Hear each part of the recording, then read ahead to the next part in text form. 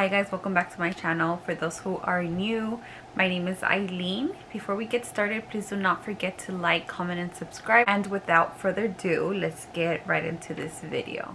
So as you guys can see from the title of this video, I believe that this is the beginning of my labor and delivery vlog. I just wanted to give you guys a little update basically on what's been going on with the pregnancy. So I am 37 weeks today, 37 weeks and 4 days.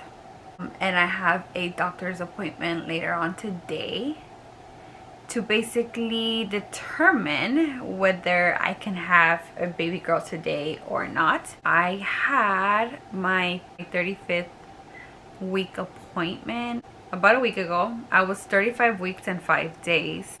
And when I went into my appointment, I had elevated blood pressure, and my OB decided to send me to triage, but before our appointment did, and she said, if your blood pressure doesn't come down, there's a possibility that we might have to induce you, but if it does come down and it normalizes, then we can send you on your way and you'll be discharged. So I was a mess just because I wasn't even 36 weeks yet, meaning the baby wasn't even 36 weeks yet. And I was afraid that it was too soon for her to be out. Well, besides me being the 35 weeks, we still hadn't had anything ready. Our baby shower had just happened. We have everything we need, but we still hadn't set anything up. We kept holding off, or at least I wanted to hold off, because I was gonna be off at 36 weeks and Caesar wasn't gonna be off until, it was time for him to stop working right until I went into labor, which is why I wanted to hold off. So I ended up going to OB triage, and thankfully my blood pressure did stabilize and it did come down. I was only there for a couple of hours and they did discharge us. But it was a wake-up call for us to get all our stuff ready. And the only thing that we had up was just the baby's crib. And I hadn't even washed any clothes just because I wanted to wait until that Friday, because it was going to be my last day of work, and then just start nesting all together, like get everything done. And so we came home and I washed all night. I think I even took the following day off because we did get off a little late. And I did get all her stuff ready. And we hadn't even had a chance to buy the car seat or buy the stroller, just because I was thinking we had more time, but that pushed us to order the car seat and the stroller, which everything got here already, thankfully. And I am a little nervous just because I don't want to be induced, just because of how it happened last time, and I want it to happen as natural as I can. But I know that everything happens for a reason, but now at least I know that we are already ready for her to just come home. So we'll see where this video takes us. I'll give you guys an update later after our appointment. Hey guys, welcome to our channel. Currently we're waiting in triage. We had an appointment earlier today, kind of just a follow-up for a pregnancy. Last appointment, which was I think last week, we have quite a bit of elevated BP, blood pressure. So they sent us here to triage. We came, they monitored her. It did lower a little bit, enough to where they released her. So we went through the week, came in today, and turns out her blood pressure was still elevated. So they sent us back here. It did take a while. We had to stop by the house. We had to go pick up the kids, stop by the house, picked up a few things in case of anything. And yeah, then we got here maybe about an hour later. They admitted her, well, not admitted her, but they were kind of watching over her right now. And turns out that, she is gonna have to get induced. From what the doctor said, it sounds like it's gonna be a long process. Not sure how long, but from the sounds of it, it doesn't sound like it's gonna be too pleasing. Sounds like a painful situation for her. She's sitting there. I feel drunk with the magnesium. Yeah, they have her on magnesium they said she was gonna feel dizzy or kind of just feel loopy. Hopefully everything goes well. Yeah, and then we'll keep you guys updated. So it looks a little better. Hey guys, so the nurse just came in, changed her magnesium bag. I guess the first dose was kind of just to kind of get things going. It had a little higher dose, so this next one should be smoother for her. Since it's gonna be a smaller dose, so we'll see how she feels after that.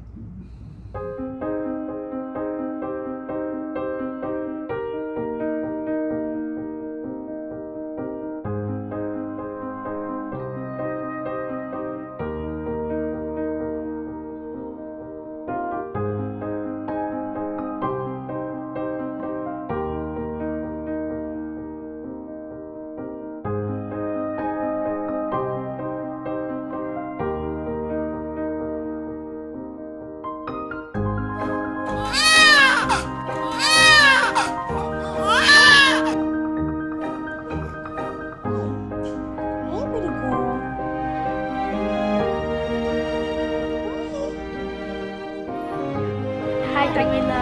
I'm so excited to see you today. Hi Camila, we have the same birthday. And yesterday was your birthday, so happy birthday again. What are you gonna say, Emma? I love you, Camila. My team and I are here to help. At the law offices of Jacob and Mooney, we're committed to your safety and rights because you are protection. Are you guys excited? Yeah. Where are you guys going? To see my baby sister. What's your baby sister's name? Camila.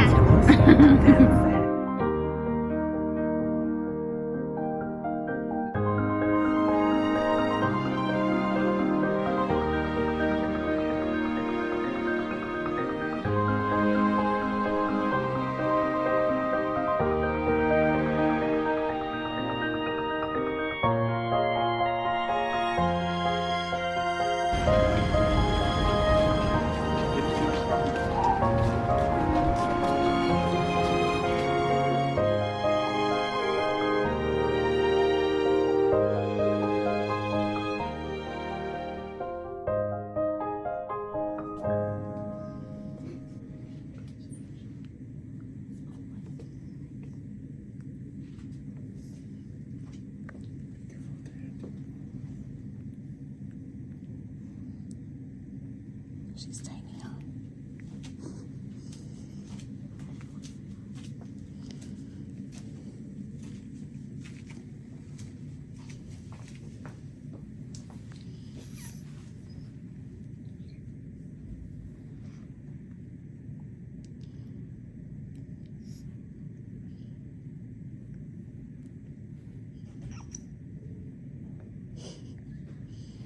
Alright, let's take a picture. Ready? Cheese.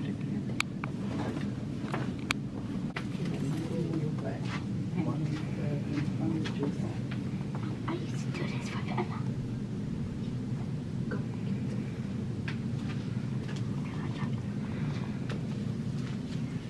Keep your hand up. See. Wow, Emma, you're a pro. You knew how to hold her.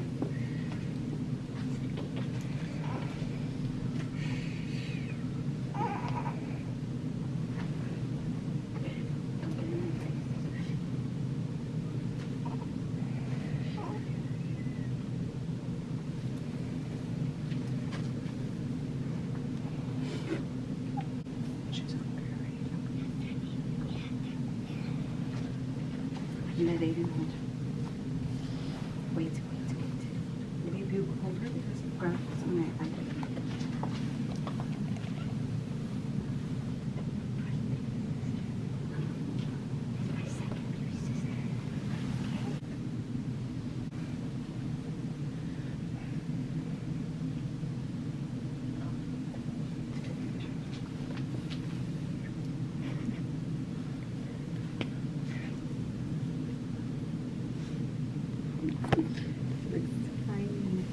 Beautiful hair again. Let's put her back. I can't believe you guys had another kid. That's crazy. I've only one When we more get home tomorrow. Mommy, why you have the...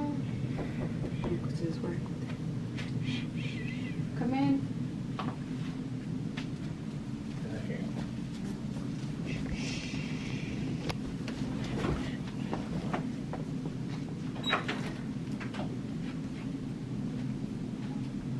Oh, tienes sueño. Cómo hemos batallado para levantarla. Sí. Para que coma. About to sleep. Camila could eat. Have your milk. That's what she eats. No sé. It is for her nose. ¿Una qué? Lona para ponerle a los niños. Ya dejamos las dos templadas. Porque se me mueren.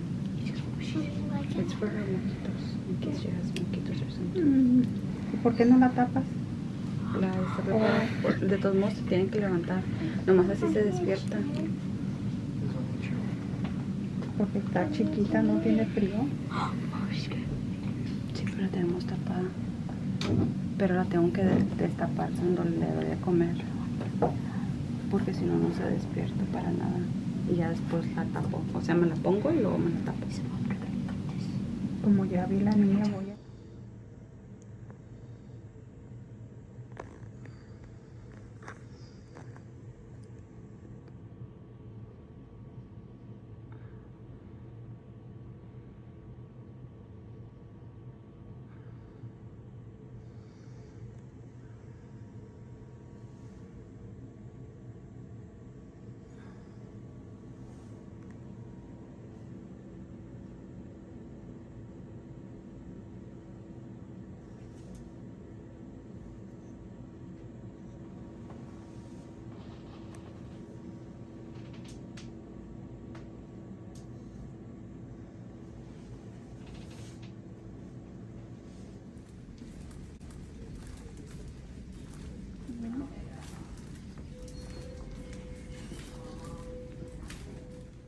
Hey guys, so just to give you guys a recap of what happened during the labor, since we didn't get much of a chance to record. So the last update that we gave you guys was when they had given me the first dose of the magnesium, and that was still at triage, and it was before they gave us our actual room where I was gonna have the baby. So fast forward to like midnight, they finally gave us our room and we were officially admitted into the labor and delivery area. And so I wanted to sleep, and because I was already on the magnesium, I was already very drowsy, and we basically slept till the morning. It was around maybe 3 in the morning where I started feeling a little bit of the contractions. 3 to 4 hours to give me the magnesium, and then at that point I was already on a catheter because I couldn't even, the magnesium makes you feel really drowsy, so they don't even let you like get up and use the restroom. So I was bedbound since I got there and since I was admitted. So then my dad showed up at around 9, so there wasn't much going on. By the time that my dad got there, I did start feeling the contractions a little bit more. And my plan was to not have any medication for the pain if possible and try to go as natural as I can. But it was around 11 when I got the epidural, or 10:30. Yeah, about 11:15. So then at that point I asked something for the pain. The nurses already knew the plan, that I wasn't trying to get any medication for pain. And she asked me, are you sure you want something for pain? And I told her yes. And at that point, she hadn't even checked my cervix. Like she hadn't even seen if I was dilated or not yet. And she was like, I'm going to give you a dose of fentanyl to help you with the pain. And I was just like, okay, but I felt like it was a little more intense, and just, I didn't think that was going to do anything for me. So I asked her for the epidural, and she was like, okay, I'm going to give you the fentanyl. In the meantime that we get an anesthesiologist to come and see you. And it had been I think a couple of minutes, and then an anesthesiologist finally came in. The fentanyl did help me a little bit. It made me a little drowsy, but the pain never really fully went away. So then they tried to place the epidural, and then Caesar and my dad, they made them step out of the room, and they were struggling to get the epidural in, and it took a while for them to finally actually get it in. It took a couple of tries of them like taking out the needle from my back to actually administer it the correct way, but I feel like it never helped. And then after that, so even before getting the epidural, I feel like they should check you to see if you're dilated, and that didn't happen. At no point was I checked to see if I was dilated, and after the epidural, I was telling them that the pain was still really bad. And during the epidural, I was getting contractions every minute, and my nurse noticed that I was getting them every minute, and so it was hard for me to sit through the epidural because of how often I was getting the contractions. And she told me that she would check me right after the anesthesiologist finished with the epidural. And so she leaves me there, I think, for a couple of minutes, and she comes back and she checks me to see if I was dilated, and she said I was 5 centimeters dilated, right? Yeah, the first time. The first time, yeah. Well, that was my nurse. And a nurse walked in. She rushed in actually because she said that the baby's heart rate was decreasing and I needed to turn around the other way. And so she turns me the other way, and that wasn't working. And she's like, okay, let's try the other side. And I turned the other side, and immediately after I felt the urge of having to push, and that was just minutes of me getting my cervix checked by my nurse, who said I was 5 centimeters dilated. She called the doctor, and they were getting our room ready for the baby, and then a whole bunch of nurses just started coming in. Yeah, but it was quick. I mean, like, literally from 1 second to the next, like, it was just one. As soon as they checked there, it was like right away, like almost at an instant. Like, you know, all the nurses came in, and then like shortly after, the doctor came in and literally just telling her like, oh, you know, don't push, and at the same time they're getting everything ready. Mm-hmm. And you know, it was actually pretty quick. The doctor was very nice. I actually got to cut the umbilical cord. And I hadn't do that for the other kids, and it was a pretty good experience. Like it was crazy because the doctor was so calm. Like he was so chill. Yeah, it's just and like, it actually relaxes you.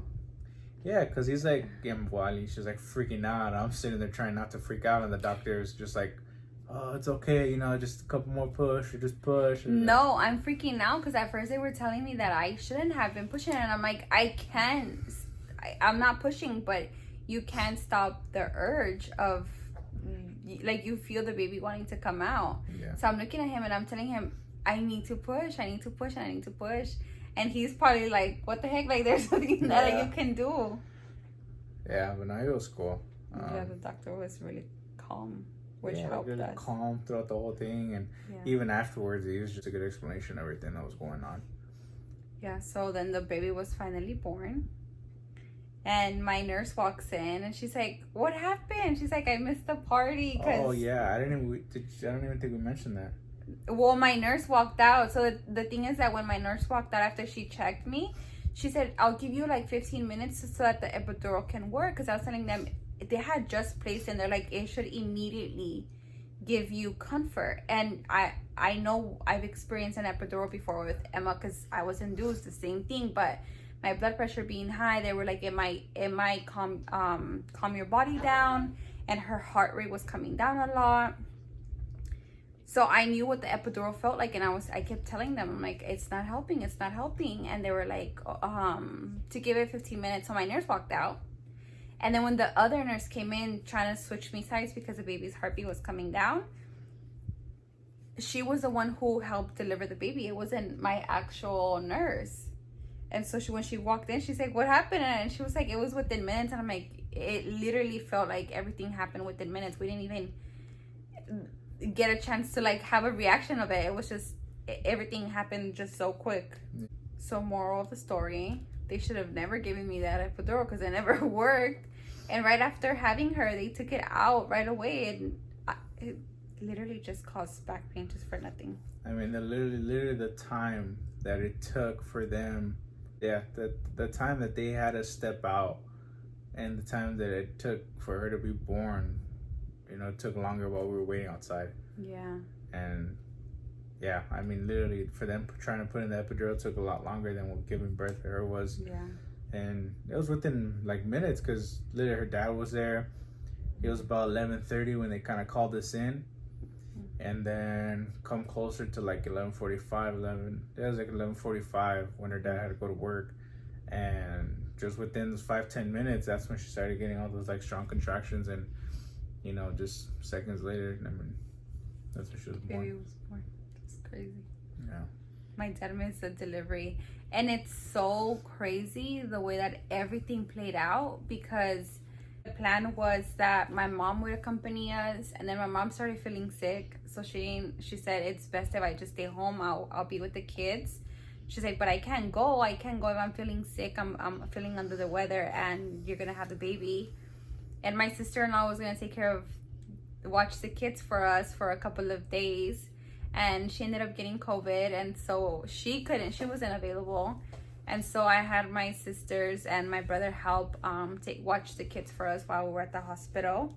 Parents were in Mexico. I wasn't due till July 19. We had her July 3rd. So his parents were out of town. They weren't here. So they missed a delivery too. And it didn't help that we had to be at the hospital for a total of 6 days. We were there because after the delivery, they didn't want to get me off of the magnesium because my blood pressure was really high. That it was dangerous for me to go home because, I mean, with high blood pressure, you can have a stroke or a heart attack. And they just didn't want to let me go home. It was about day 3 when they finally got me off of the magnesium to be able to have food. Have solid foods. Yeah, because I was only on water. I can only have water. I can only have ice, but they weren't allowing me to have anything to eat. It was funny because we had our Stanleys, and they would bring us a bunch of iced water, and we kept filling up our Stanleys, and they kept bringing us more water. So we stayed very hydrated there. Yeah. And well, that's what they wanted. They wanted me to keep drinking cold water, I guess to help with the blood pressure. I don't know, but it was crazy. And then after, I think on day 3, when they got me off of the magnesium and I can finally start eating, we started noticing that the baby was a little lethargic, and it was harder for us to wake her up to feed. She was feeding every 2 hours, so it was hard to wake her up. And at first we thought she was just sleeping a lot. We're like, oh cool, she's sleeping through the night.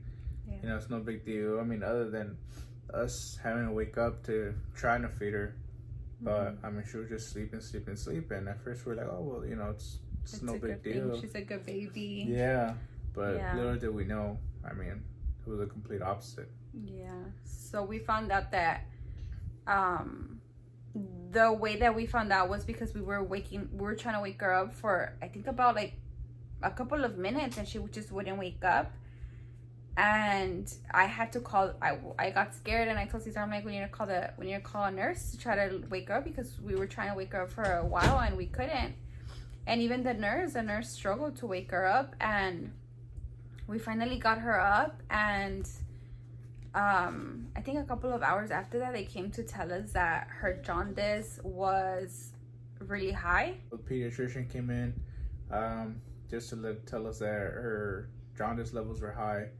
And she explained to us that, since for some reason, like a lot of the babies were getting the same thing, so they were all in the NICU, and that's what she was planning on, taking her. But since the NICU there was full, the option, if her levels maintained high, it would be to send her to a different hospital that had space available, which kind of worried us because, Eileen having the high blood pressure, I don't know if they would have monitored somewhere else, or they would have sent the baby by herself or something like that. So we were kind of worried because, and even if they were to discharge Eileen, we would have hated to leave her at the hospital by herself, or even have to leave just to go somewhere else. I mean, it would have been a mess. And, that's the last thing we wanted to do. So, there was another option until to keep monitoring her, and they gave us a light blanket to kind of just keep under her, keep her in the sun as much as possible, just exposure light to therapy. Yeah, that's what it's called, light therapy. And they told us just kind of, it was like a little blanket. We kept it under her, and there was like this big window that would kind of leave like the reflection from the sun. It couldn't be direct sunlight because it would harm her, but as long as it was that reflection of the sun, it would help her any bit. So literally all day that day, even at night, we did whatever we could to keep her by the window, get her sun exposure, and then she slept with that light blanket on. And we had The doctor came in to pray. Yeah, the doctor came in, to kind of check on her. We did a prayer, and it was very emotional. Started crying when she started praying because I got worried. And she was like, "No, Mom." She's like, "Don't cry." She's like, "You're gonna make me cry." Yeah, she finished the prayer. It was very emotional at that moment because, after they kind of explained to us about what could happen, or, the risks and stuff like that. And yeah, I mean, luckily, after all that light therapy and, doing the most of we could. They're doing so much blood work on her. They were doing blood work every day. I think they would repeat it in the morning. They would do it in the morning and they would do it again at night. Every day. It was like that for days back to back. Yeah, and they kept doing it. And so it. we felt bad. Yeah, they kept doing it until they got better numbers. And since they had to do like the poke in the toes, oh man, it just hurt. Because you can see that, the squeezing the toes, just trying to get the blood out. Just because they need so much, they need blood to come out, and then they're doing it in the morning and then at night, and then they had to give her supplement like vitamin D supplements, and it was horrible. Yeah, especially trying to feed her. I mean, as it was, she wasn't waking up, so trying to feed her the most we can, and even feed her more, just to kind of be able to get it out of her system was difficult because she wouldn't even wake up when she was supposed to. That's right. It just made us even harder. Because they said that the way to get the levels of the bilirubin out was that she needed to have dirty diapers, so either by urination or by stool. So she needed to take all of that out. So their goal was to have as many diaper changes as possible. So that's why every 2 hours they were coming in. How many diapers have you changed? How many times have you fed her? How many ounces have you fed her? Did you breastfeed? Did you formula feed? How much did you give her of each thing? It was an insane experience. It was scary. It was really scary. It was a long 6 days. Thank the Lord. All that light therapy really helped out. And, when the pediatrician came in to kind of give us the news that her levels were low, we were so happy to hear it. Like, we teared up, and it was a very emotional roller coaster. Like, it was just crazy. And, on top of that, while they were doing the blood tests and, we were giving her the light therapy, they would keep coming in and check her blood pressure, and it didn't help because she didn't want to eat. The baby didn't want to eat. She was sleeping the whole time. She was stressed out about it. And then I think at some point at the very beginning, she still wasn't able to eat.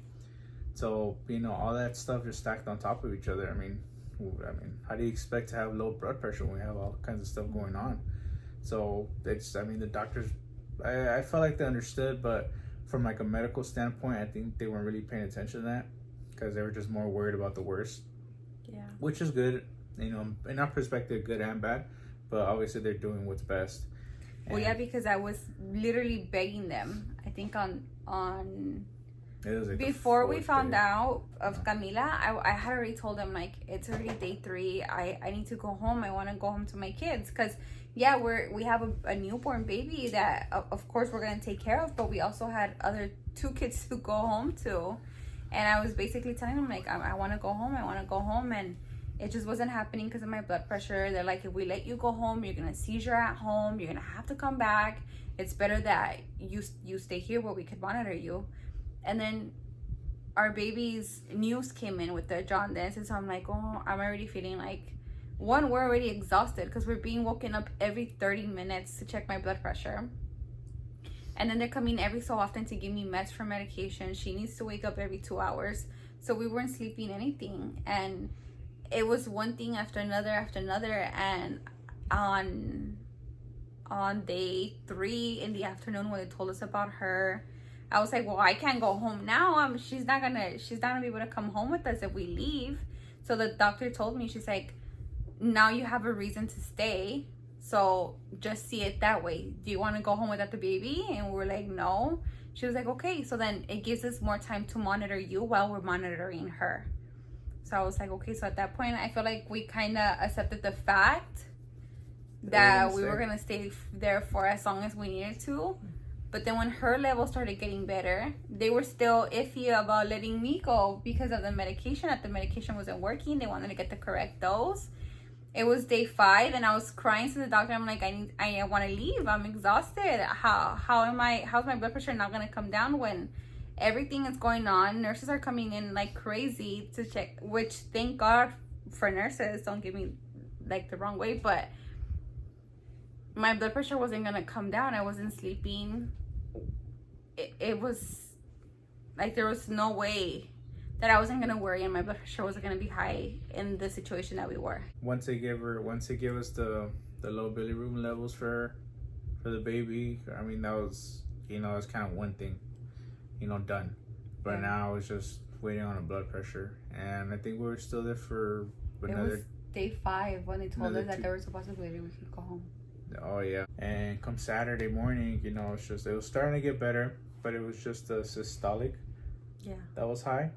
And we were fed up, and we were all tired, and especially her. I can't imagine how stressed she was, you know, being there for already 6 days. It was just, you know, and our kids calling us, when are you guys coming home? When are you guys coming home? And it was just like, oh, maybe tomorrow. And then it came to a point where we're like, we don't know, because we didn't want to keep telling them a specific day and us not come home.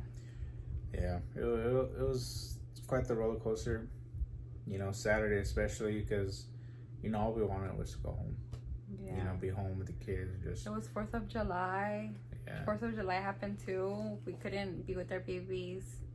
It's probably, I don't want to say it's the worst experience, but, you know, just because we did go through a lot, and that's the only reason I would probably say it was the worst experience. But, you know, through all of that, the most important thing happened. Healthy baby. You know, Eileen's healthy, everything's fine, you know, thank God. And you know, we went through a lot. It was rough. It was very rough, you know. You know, it messes with the mind, because just being in a hospital, just, you know, thinking 4 walls. Yeah, thinking the worst. You know, it's hard not to when you got doctors coming in left and right, and you know, they're just checking everything and not saying anything, and so you don't know what's going on. So random things are just running through your mind, and you know, just day by day goes by, and you know, no sign of going home, and it starts getting stressful. And then even Saturday night, they're like, oh, you know, you might leave home tomorrow, and if your blood pressure goes down. Yeah, so it's just like, you know, Saturday never happened. Yeah. It didn't happen until Sunday. Like Sunday afternoon. They told us Sunday morning. Oh yeah. My blood pressure was great. It had been great consistently. Oh. It had normalized. Because that's what they wanted. Consistency. They wanted it to be, I think they wanted like at least 3 good numbers. And finally, Saturday night it happened. And Sunday morning, the doctor comes in. They're like, hey, you know, everything's still good, but we are going to prescribe you, you know, medication to keep them down. Yeah. And man, it's just knowing that we were going to go home. The wait till they came back with their discharge papers was just ridiculous. So long. It felt like forever. Well, yeah, because I mean, they came by like around 8-9 o'clock. Yeah, to let us know. And we didn't get discharged till like almost noon. 1 o'clock. I think it was 1 o'clock already. Yeah, it's just like, you know, like la ansia and esperando, and then, you know, still waiting another 3-4 hours. I know, it felt so long, and we basically already had our stuff ready, because they told us that we were gonna go home Friday night that there was a possibility. So we had already gotten everything ready. We had ordered groceries. We're like, okay, we're gonna be ready to get home. We're gonna have our groceries in like inside our fridge. Like we were set. We were excited. And then they come to let us know that they weren't discharging us. Yeah. And so you can imagine the delivery we had. Our neighbor called me and said, hey, you got groceries outside and it's sunny. And I was like, yeah, dude. I was like, well, we're in the hospital and, you know, we had to wait. So we had to have my brother and my sisters come down here, drive down here, and put all our groceries away because they didn't let us come home. But yeah, so that basically wraps up everything. I think we covered everything of the delivery. It was a good experience in regards to the nurses, to the doctors. I mean, they were probably annoyed that they had me asking them like, please, please, please, I want to go home, I want to go home. But they were so understanding. They were always very respectful. And the nurses were always on top of it. That is one thing. And they were trying to help me calm down so my blood pressures can go down so that I can go home. And I had the best nurses. But it was just the fact that everything was just, if it wasn't something with me, it was with the baby. And I mean, thank God we're just home. And it's just a story now that we can one day like tell her of how we were in the labor and delivery unit for 6 days until we were finally able to come home. I mean, I'll tell you one thing, I did learn a lot.